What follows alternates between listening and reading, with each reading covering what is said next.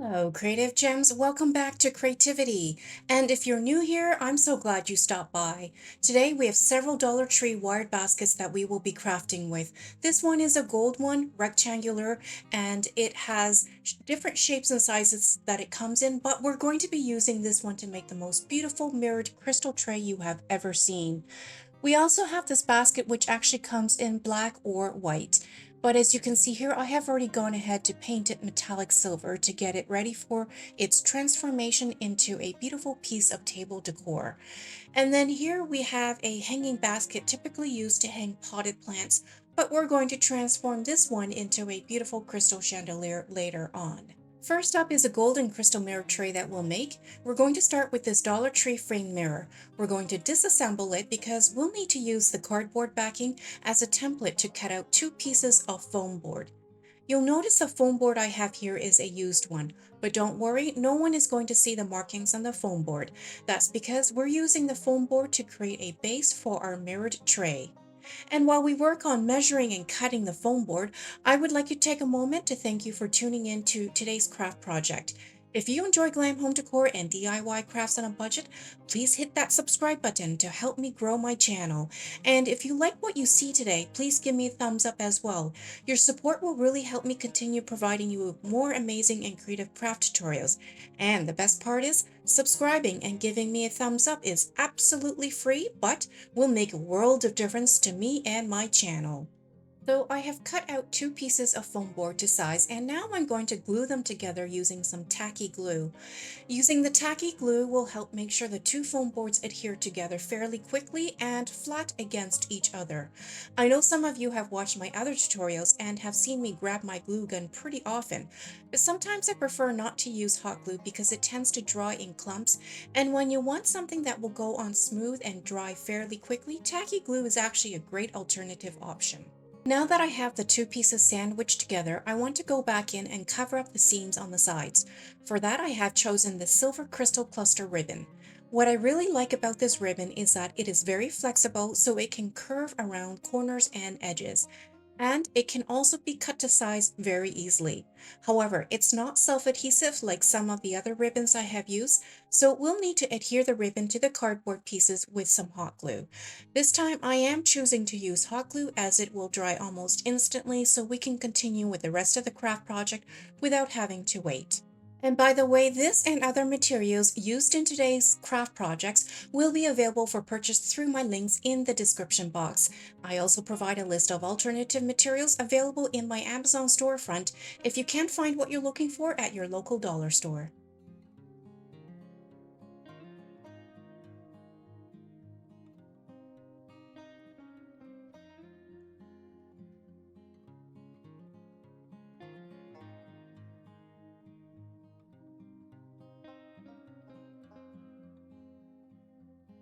Next, we're going to make some legs for the base of our tray, just to give our tray a little bit of height. For that, I have chosen to use up some of my old Christmas ornament balls left over from the holidays. I'll also add some clear crystal gems to elevate the elegance and charm of these homemade legs. To begin, we will need to remove the caps off each ornament ball. Then we'll need to snip off the end tips where the caps used to be.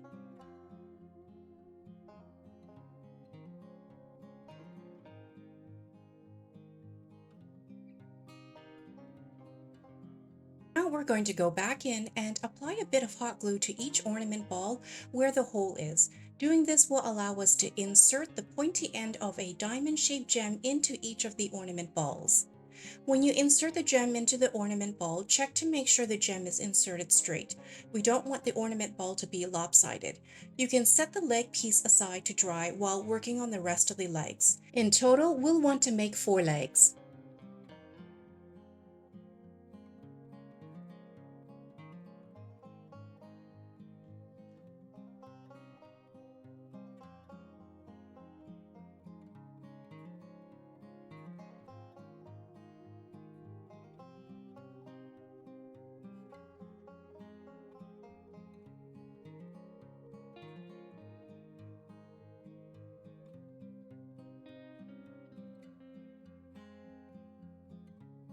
Position the legs, we have two options. We can place the ornament ball directly onto the base like so, or if you prefer, you could place the gem onto the base and let the ornament ball go onto the table surface.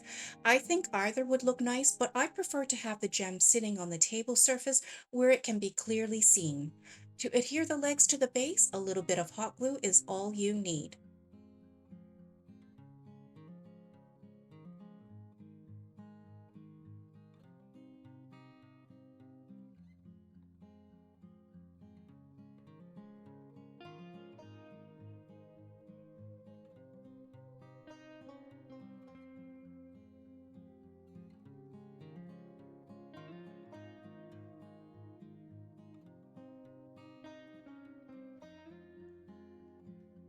Here is what the base looks like so far. I think the legs are an excellent addition to the tray and gives it a very elegant look. Once the base is completed, we can place a wired basket on top. For this, we're going to use some Fix-All as it is a very strong adhesive, so it will provide a longer lasting hold. And if you don't have any Fix-All, E6000 would also work. Here you can see I'm applying Fix-All to the areas of the wired basket that will be in direct contact with the cardboard base. A bit messy as we won't be able to see any of it once we place the mirror inside the basket over top the base. When placing the basket onto the base, make sure the base is centered and then go back in with additional glue so the mirror can be secured to the base as well. Here's what the mirror tray looks like. Now you can leave the tray as is as it already looks pretty, but if you know me, I'm going to go that extra mile and add more embellishments to amp up the glam factor. In fact, leave me a comment down below with the word tray and let me know if you prefer more embellishments for the tray or if you would leave it as is. In the meantime, I'm just going to inject a bit of hot glue into the gaps between the mirror and the base just to make sure everything is secured. So far, this tray is looking very pretty. All the glue has cured and everything seems to be pretty secure. Next, I'll go ahead and add a string of silver beaded necklace right above the silver crystal ribbon to camouflage the seams between the mirror and the base when looking at the tray from the sides. The silver beaded necklace will simply clean the look up as well as provide an extra reflective finish on the exterior of the tray.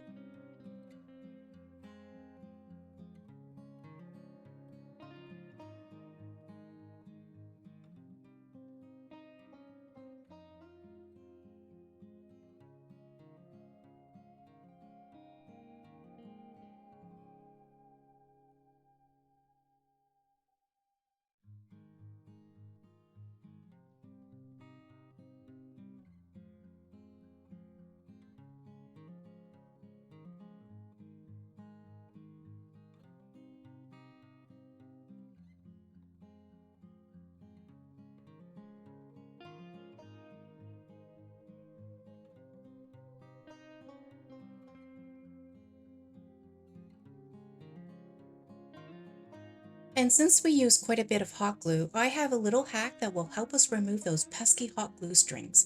Simply take a dry paintbrush, preferably with soft bristles, and pick up the web of hot glue strings.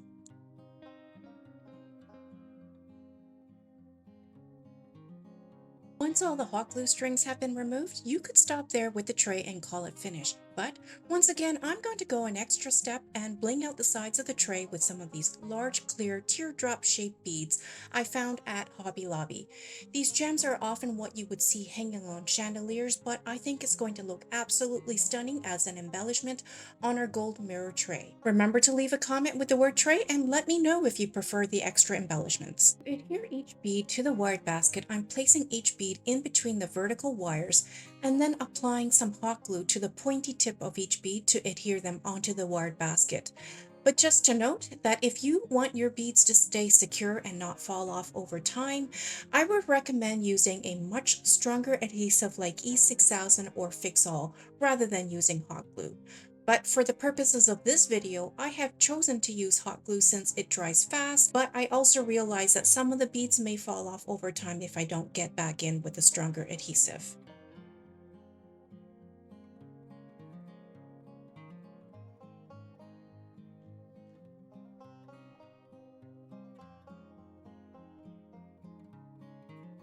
So I made a little boo-boo. After I applied a few beads, I did a quick count of the pack of beads and realized that I would not have enough to place in between the wired spacing around the basket. So I quickly backtracked and alternated the placement of the beads to every other space. I think this strategy will turn out quite nice as well.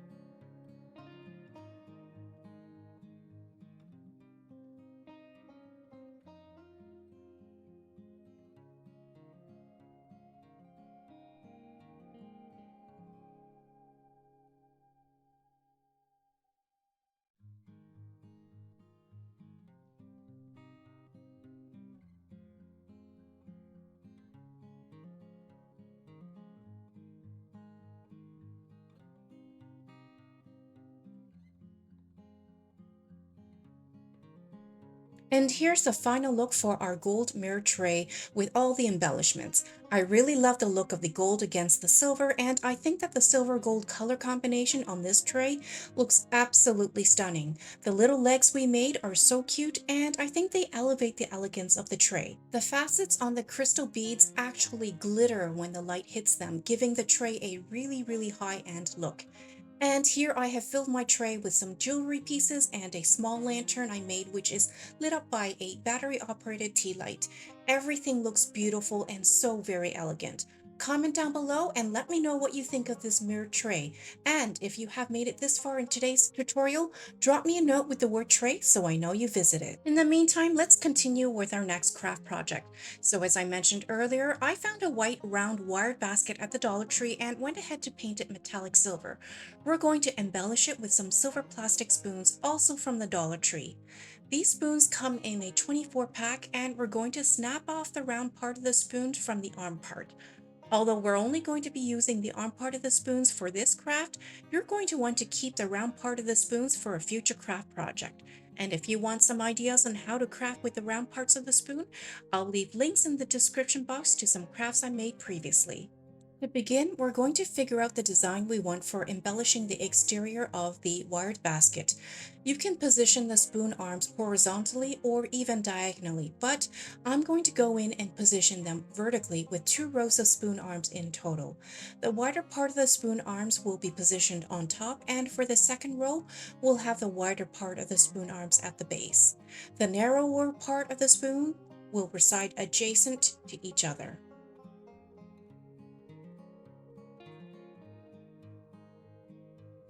So now that we have decided on the design, we're going to adhere the spoon arms to the basket. Hot glue would be perfect since it will cool and dry very quickly. I'm applying a small dollop of hot glue to both ends of the spoon arms where they will make direct contact with the wired basket.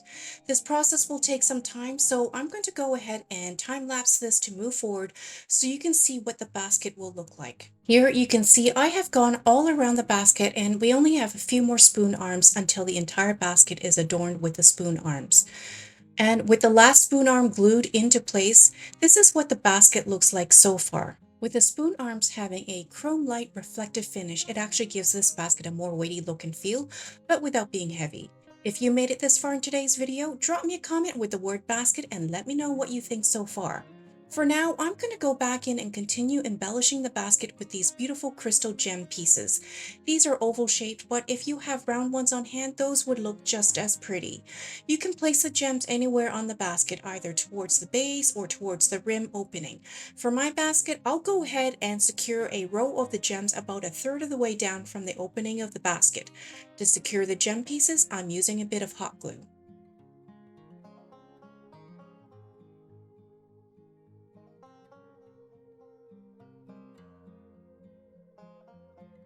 Here I'm just putting the finishing touches on the basket, and you can already see how beautiful it is.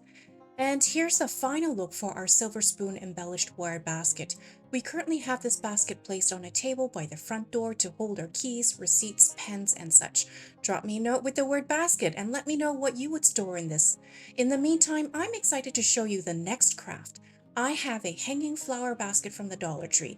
It comes in black, but I've already painted it metallic silver, and here I'm just removing the chains so we can work on building out our crystal chandelier. And by the way, this chandelier will be a hanging chandelier that can be suspended from a ceiling. To build out the chandelier, we'll need two easels.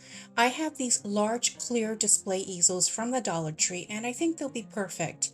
And just to note that Dollar Tree actually sells these in two sizes, so for this chandelier, make sure you have the larger ones.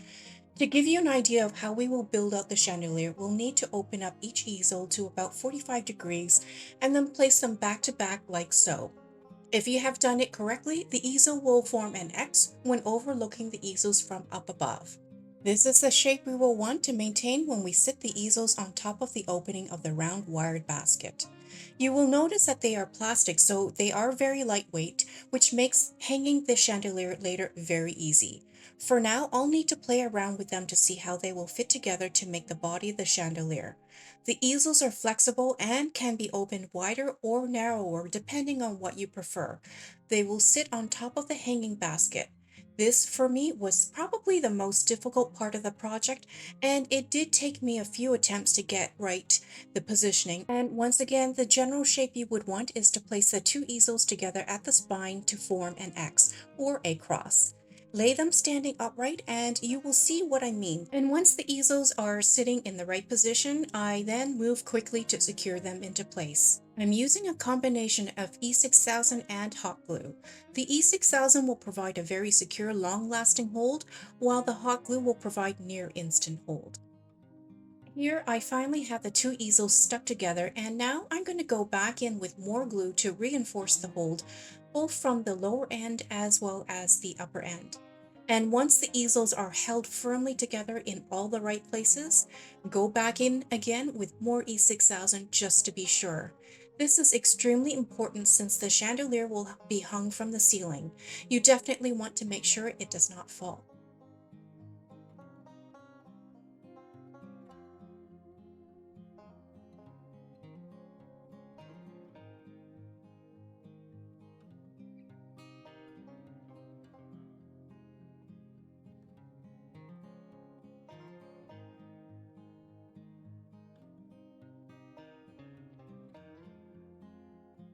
Once you have secured the two easels together with the basket, it should look something like this. And notice that no matter how I turn the basket, the easels stay in place. And if you made it this far in today's video, drop me a comment with the word chandelier so I know you're still with me. Next, we'll be placing a crystal ball at the top end of the easels. This will require a generous amount of E6000 or any strong adhesive to ensure it holds permanently, as this will be where the hook will be placed to hang the chandelier from the ceiling. I place the crystal ball in the center and check from all angles to ensure it is perfectly centered. And because E6000 takes several hours to fully cure, you'll want to be careful not to topple the crystal ball over while working on the rest of the chandelier. For the next step, I use my hot knife, which I bought off Amazon, and we're going to poke a hole on each side of both easels near the top. This is so I can hang the crystal bead chains and make a waterfall effect from top to bottom. And just to remind you, both the soldering tool I'm using as well as the clear garland beads are available via a link to my Amazon store in the description box. The beads are actually acrylic, connected by jump rings, so they are very lightweight and very pretty. I counted enough beads that would allow the chain to hang loosely. Make sure when counting out the beads that you leave a jump ring intact on both ends, as you will use those to hook the chain to the chandelier body. This process was quite tedious, but well worth it, as you will see later. And if you happen to have the real glass crystal garlands, go ahead and hang those instead, but just be aware that real crystal glass beads are going to be heavier than the acrylic version. And while we work on hanging the crystal garlands, I would love to know where you are all tuning in from. I know many of you are from America, so let me know which state you are watching this video from. And if you are from outside of America, comment down below and let me know which country you are from. Feel free to message me in your native language. Besides English, I can get by with French and Spanish. And if I ever get stuck, my friend Google will translate for me. I'll even reply back to you in your preferred language. In fact, I love learning languages, and one day I hope to visit as many different countries as possible. You can see here I'm actually hooking one end of the garland beads directly onto the wired basket and the other end to the holes in the easel we made earlier with the soldering tool. Slowly but surely, we are forming our waterfall effect for our chandelier. And if your fingers get tired, make sure you take a break. I find my fingers tend to get sore after working with those jump rings, trying to pry them open and close. But you know what they say, no pain, no gain, right?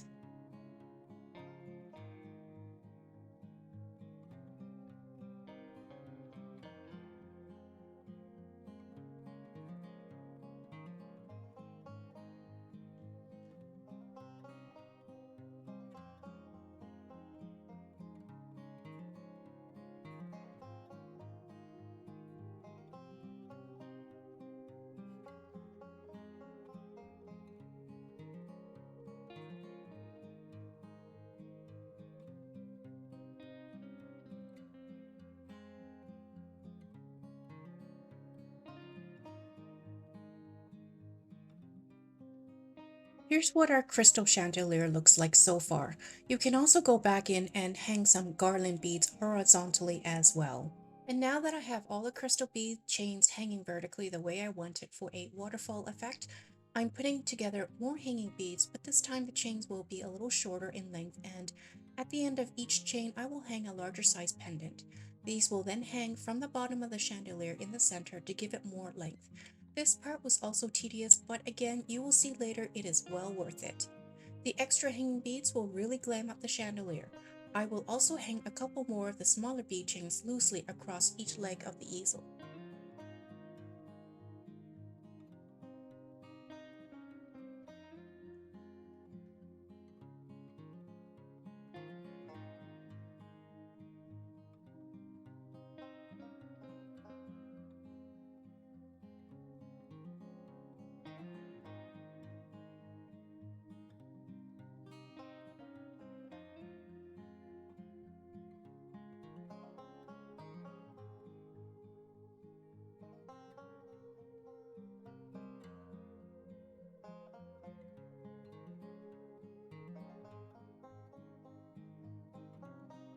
We are adding some crystal gem stickers to the edge of each easel from top to bottom, just for that extra bling. Of course, this is optional and you can choose to bling out your chandelier as little or as much as you prefer. But as many of you may already know, I always say the more bling the better.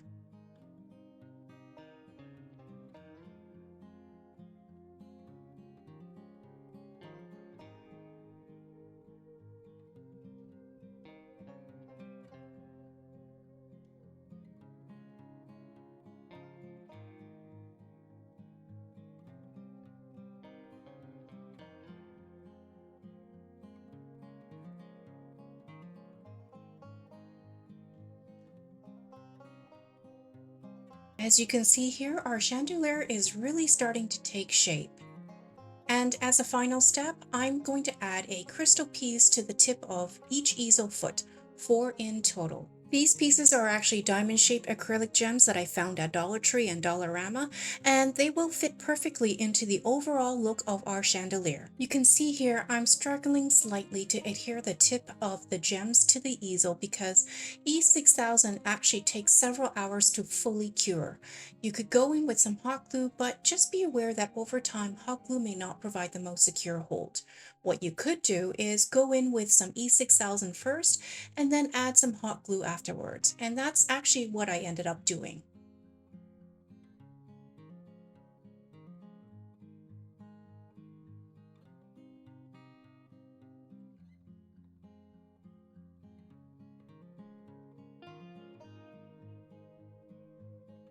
And here is the final look for our crystal chandelier. Who would have thought you could make such a beautiful crystal chandelier from a dollar store flower basket and a couple of display easels? Not only is this chandelier beautiful, but it is fully functional, and it's also very lightweight. And to make it functional, I placed a battery-operated LED puck light at the bottom of the basket where the round hole is. The puck light is operated by a remote control, so it's very convenient to power the chandelier on and off. I have the chandelier hung on the ceiling in our guest washroom. The hanging crystals we applied are beautiful and they really sparkle when the bathroom light hits the facets on the crystal pieces. I think the crystal pieces we hung really elevates the look of the chandelier and it gives it a very elegant high-end look. Comment down below with the word chandelier and let me know what you think of this chandelier.